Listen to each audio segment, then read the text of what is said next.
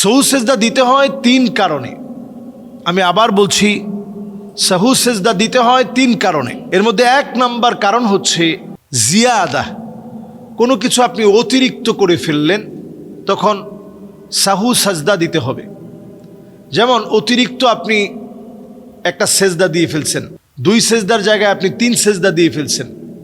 নামাজ শুধরানোর জন্য আপনাকে তখন অতিরিক্ত সাহু সেজদা দিতে হবে একেবারে নামাজের শেষে।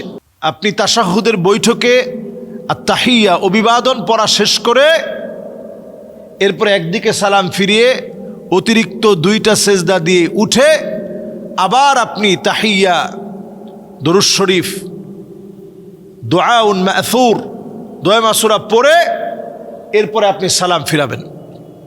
প্রিয় ভাইয়ের আমার, তাহলে নামাজ সাহু সেজদা দিতে হয় তিন কারণে। একটা হচ্ছে যদি অতিরিক্ত কিছু করেন, আরেকটা হচ্ছে নুকস, কোনো কিছু যদি আপনি ছেড়ে দেন, কাজটা করা দরকার ছিল, নামাজের ওয়াজিব তরক হয়ে গেছে, আপনি করেন নাই, এই জন্য আপনাকে সাহু সেজদা দিতে হবে।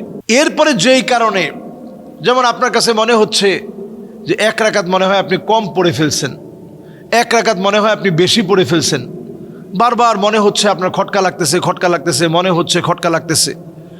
অথবা নামাজ আপনি পড়তে শুরু করছেন, এর মধ্যে যেমন আপনার তৃতীয় রাকাতে আপনি তাশাহুদের মতো করে বসে পড়ছেন, আপনার কাছে মনে হচ্ছিল এটা চতুর্থ রাকাত, পরে মনে হয়ে গেছে আরে না, আমি তো তৃতীয় রাকাতে আসছি, তাহলে বসছি কেন? এই যে কাজটা আপনার হয়ে গেছে, এই যে আপনি তৃতীয় রাকাতে বসছেন, এটা জিয়াদা, অতিরিক্ত করে ফেলছেন, এই জন্য আপনাকে সাহু সেজদা দিতে হবে। এরপরে যে কারণে সাহু সেজদা দিতে হয়, এটার নাম তাখির। আপনি চতুর্থ রাকাতে আপনার কাছে মনে হচ্ছে যে চতুর্থ রাকাত না তৃতীয় রাকাত, চতুর্থ রাকাত না তৃতীয় রাকাত, এটা মনে করতে করতে আপনার কাছে তৃতীয় রাকাত মনে হয়ে আপনি অনেকটা দূর উঠে গেছেন, সোজা হয়ে গেছেন, পরে মনে হয়েছে যে না রে না, আমি তো চতুর্থ রাকাতে আছি, এরপরে আপনি বসে পড়ছেন। এই কারণে আপনাকে সাহু সাজদা দিতে হবে। এই যে আপনি তাখির করছেন, আপনাকে তখন দরমিয়ানি বৈঠক, তাশাহুদের বৈঠকে বসার কথা ছিল, সেটা না করে বরং আপনি উঠছেন, দেরি করছেন। এই যে কাজগুলো অতিরিক্ত হয়ে গেছে, এই অতিরিক্ত কাজগুলোর কারণে আপনাকে সাহু সাজদা দিতে হবে। তাহলে মূলনীতি হচ্ছে তিনটি। একটা হচ্ছে জিয়াদা, অতিরিক্ত কিছু করলে সাহু সাজদা দিতে হয়। আরেকটা হচ্ছে নুকস, কোনো কিছু কম করলে সাহু সাজদা দিতে হয়। আরেকটা হচ্ছে মূলনীতি তাখির, কোনো কিছু বিলম্বে করলে তার জন্য সাহু সাজদা দিতে হয়। এই তিনটি বিষয় আমরা খেয়াল করলেই আমাদের সাহু সাজদা নিয়ে যে প্রবলেমটা হয়, এটা একেবারেই আমাদের কাছে সহজ হয়ে যাবে। আল্লাহ তাআলা আমাদেরকে বোঝার তৌফিক দান করুক। কোরআনে সেদিন মা তার সন্তানকে, ছোট বাচ্চাকে জবে করে মেরে ফেলেছে।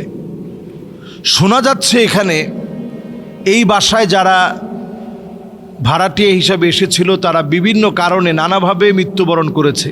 এটা কি জিনের কোনো কারসাজি হতে পারে? আপনারা কোরআনের এই দৃশ্যটা আপনারা দেখেছেন গত জুমার, সম্ভবত যে ঘটনাটা ঘটেছে, যে সন্তানকে মা নামাজে পাঠিয়েছে, ওই ছেলে মাদ্রাসায় পড়ে, দাখিলে পড়ে 10ম শ্রেণীতে। তো তাকে পাঠিয়ে দিয়ে ছোট্ট বাচ্চাকে নিয়ে মা আছে বাসায়। ওদের বাবা সিএনজি ড্রাইভার, উনি সিলেটে ছিল। তো হঠাৎ করে মায়ের কি মনে হলো, সন্তান নামাজ থেকে আসছে, যে মাদ্রাসায় পড়ে, সে আসছে, এসে দরজায় নক করতেছে, দেখে কোনো খবর নেই। তো মামারা পাশে ছিল, ওই মামাদেরকে ডেকে আনা হয়েছে। তো সবাই দরজা ভেঙে ভিতরে দেখে যে ওই নারী গলায় দড়ি দিয়ে রেখেছে, আর মেঝেতে সন্তানটা পড়ে আছে, অনেকগুলো পোস্ট দেওয়া হয়েছে গলার মধ্যে। আহা, আমরা অনেক সময় রেগে গিয়ে দুনিয়া আখেরাতের জন্য একেবারে হারিয়ে যাই এবং হেরে যাই। যে আত্মহত্যা করেছে, মান কাতালা নাফসাহু বিশাইইন উযিবা বিহি ইয়াউমাল কিয়ামা। পৃথিবীর অনেক আধুনিক দেশ আমি সফর করেছি, সেখানের আত্মহত্যার রেটিং যদি আপনি দেখেন আপনি অবাক হয়ে যাবেন কি পরিমাণ মানুষ আত্মহত্যা করছে। কারণ মানুষের হতাশা মানুষকে দুকে দুকে মারছে, শান্তির কোনো সমাধান নাই। ইসলাম না মানার কারণে আমাদের ঘরগুলোর মধ্যে শান্তি নেই। এই পরিবারের খবর নিয়ে জানা গিয়েছে যে বাপ সব সময় স্ত্রীর সঙ্গে রাগারাগি করত, স্ত্রী মানসিকভাবে এটা নিতে পারে নাই, এটা তার জন্য এমন প্রেশার হয়ে গেছে, এজন্য তিনি আত্মহত্যার সিদ্ধান্ত নিয়ে ফেলছে।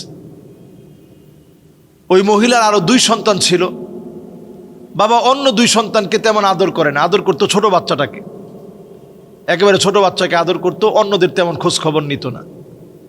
কিন্তু সেই সন্তানই বলছে, যখন মা গলায় দড়ি দিয়ে ফেললো, বাপ সিলেট থেকে যখন দৌড়ে আসলো, আসার পর প্রথমে এসেই জিজ্ঞাসা করলো, বাজান কিছু খাইছো? তো বলতেছে, আমার আব্বারে আপনারা ধইরা নিয়ে যায়েন না। তাহলে তো মাও হারিয়ে ফেললাম, বাপও হারায় ফেললাম। প্রিয় ভাইয়েরা আমার, একটু বিবেক দিয়ে ভাবুন, আপনি যদি আত্মহত্যা করে ফেলেন, প্রজন্ম থেকে প্রজন্ম এই দাগটা লেগে থাকবে। আপনার সন্তানদেরকে দেখলে মানুষ বলবে যে তার মা আত্মহত্যা করেছে। ওই মহিলার বোনকে কেউ দেখলে বলবে তার বোন আত্মহত্যা করেছে। বাপ মা যদি জীবিত থাকে মানুষ বলবে এই লোকের সন্তান আত্মহত্যা করেছে।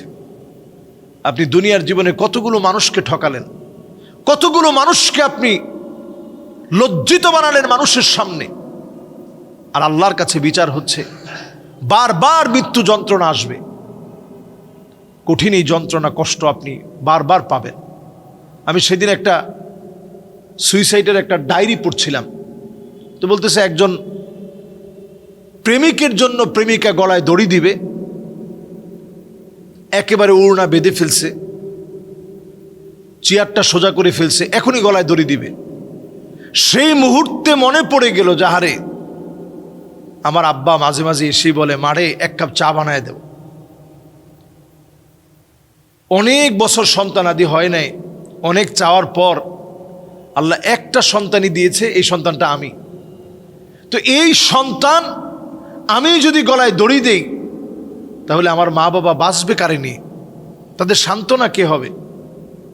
আর আমি যে ছেলেটার জন্য গলায় দড়ি দিলাম, এই ছেলেটা হয়তো সে বিয়ে শাদী করে ফেলছে, সে তো অনেক সুখেই থাকবে, আমাকে মনেও করবে না। তো যে মানুষটা মনেই করবে না, তার জন্য এতগুলো মানুষকে কষ্ট দিব? এরপরে চেয়ারের উপরে দাঁড়িয়ে চেয়ারটা লাথি দিয়ে আর ফেলি নাই, বরং আমি নেমে আসছি। নেমে আসার পরে ওই দিন আমার আব্বা আম্মা আসার পর এত আদর করে একটু চা বানিয়ে দিলাম, তারা খেয়ে বলল যে প্রতিদিন তোর চা বানায় দিতে হবে।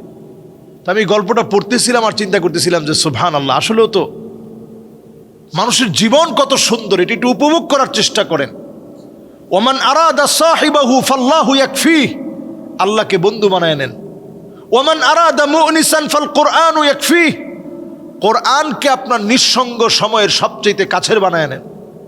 ওয়ামান আরাদা গিনান ফাল কিনাআতু তাকফি, ফাল কিনাআতু তাকফি, অল্পে তুষ্ট হন, আল্লাহ আপনাকে ধনী বানায় দিবে। ওমান আরাদাল ওয়াজ ফাল মাউতু ইয়াকফি, নিজের জীবন পরিবর্তনের জন্য মৃত্যুর কথা স্মরণ করেন। এই যে পরিবারটা শেষ হয়ে গেল, ছোট বাচ্চারা জবে করে দিল, নিজে গলার মধ্যে দড়ি নিল মহিলা, তার সন্তানটা মাদ্রাসায় পড়ে, তার জীবনের কি হবে? মামারা মিলে কেস করলো উনার নামে, অথচ লোকটা ছিল সিলেটে। এখন কেস করা হলো, কিছু তো করার নাই, তাকে অ্যারেস্ট করা হয়েছে। হয়তো সন্তানদের সাক্ষী নিয়ে বাবার হয়তো জামিনও হবে, কিন্তু বিষয়টা কত কঠিন হয়ে গেল। সন্তানরা মাকেও হারিয়ে ফেললো, বাবাও জেলে। এই যে কঠিন একটা পরিস্থিতি তৈরি হয়, এই জন্য মাথা ঠান্ডা করে স্বামী হিসাবে স্বামীর দায়িত্ব পালন করেন, স্ত্রী হিসাবে আপনি সহনীয় নমনীয় হন। স্বামীদেরকেও বলবো, কষ্ট দিয়ে দুঃখ দিয়ে কথা না বলে সন্তুষ্ট চিত্তে কথা বলেন। আল্লাহ তাআলা আমাদেরকে এই যে বিভীষিকা কিয়ামতের আগে শুরু হয়েছে, এগুলো থেকে আল্লাহ আমাদেরকে হেফাজত করুক, পরিবারগুলোকে আল্লাহ তাআলা বাঁচিয়ে দিক। আসসালামু আলাইকুম ওয়া রাহমাতুল্লাহি ওয়া বারাকাতুহু।